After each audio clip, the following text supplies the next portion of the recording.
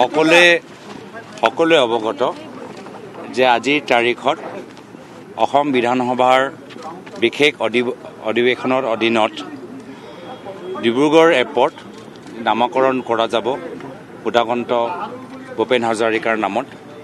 এটা গুৰুত্বপূৰ্ণ সিদ্ধান্ত, যি সিদ্ধান্ত আমি সকলোৱে সমৰ্থন কৰিছোঁ আৰু সেই সম্পৰ্কত আজি মই অসম বিধানসভালৈ আহিছোঁ। পুনৰবাৰ আজি এটা গুৰুত্বপূৰ্ণ দিন। এতিয়াৰ পৰা যিসকল পৰ্যটক ডিব্ৰুগড়লৈ আহিব সকলোৱে ডিব্ৰুগড় এয়াৰপৰ্টৰ ডাঙৰকৈ সুধাকন্ত নাম দেখা পাব। আমি সকলোৱে গৌৰৱ অনুভৱ কৰোঁ।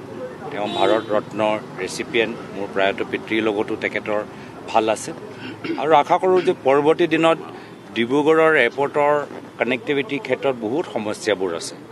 এতিয়াও সন্ধিয়াৰ পৰা মানুহবোৰ ডিব্ৰুগড়লৈ গুৱাহাটী বা দিল্লী যাব নোৱাৰে। ডিব্ৰুগড়ত যদি কিবা মেডিকেল ইমাৰ্জেঞ্চি হয় ডিব্ৰুগড়ৰ মানুহৰ কাৰোবাৰ ঘৰত, এতিয়া সন্ধিয়া ভাগত ফ্লাইট নাই।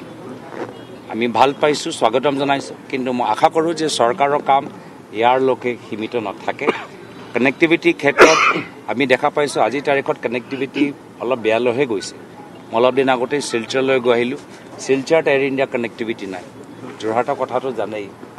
তেজপুৰলৈ কানেক্টিভিটি আগৰ দৰে নাই। ডিব্ৰুগড়ত সন্ধিয়া ভাগত ফ্লাইট নাই।